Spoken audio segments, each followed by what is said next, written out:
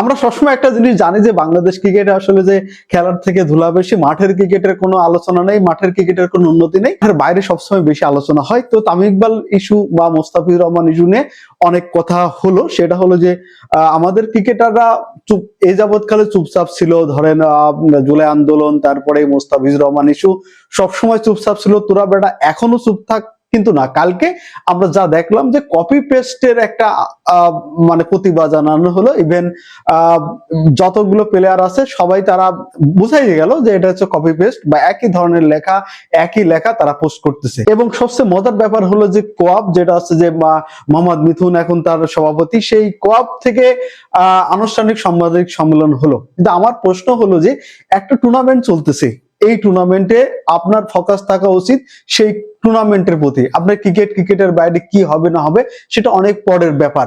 সেই খেলোয়াড়রা কি আসলে খেলার প্রতি মনোযোগ আছে, নাকি তারা কোন ক্রিকেটারকে সাপোর্ট করবে, কোন ক্রিকেটারকে তারা সাপোর্ট দিবে না দেবে সেই বিষয় নিয়ে তারা আলোচনা করতেছে, বা তাদের মনোনিবেশ সেদিকে আছে, বাকি বাংলাদেশের রাজনীতির দিকে মনোনিবেশ আছে, এটাই একটা প্রশ্ন থেকেই যায়। কারণ হচ্ছে যে ক্রিকেটাররা তার ফোকাস থাকবে কিন্তু ক্রিকেটের প্রতি, যে টিমকে কিনেছে, বিপিএল এর দলগুলো যাদের কিনেছে তাদেরকে, তাদের ক্রিকেটের মান উন্নয়ন, তার পারফরমেন্সের দিকে তাকাবে। বিপিএল যেটা হচ্ছে সেটা একটা শুধুমাত্র লোক দেখানো বিপিএল হচ্ছে। আমার কাছে মনে হচ্ছে যে ওই দায় সারা একটা টুর্নামেন্ট হচ্ছে। ক্রিকেটাররা তাদের খেলার প্রতি কোনো মনোনিবেশ নেই।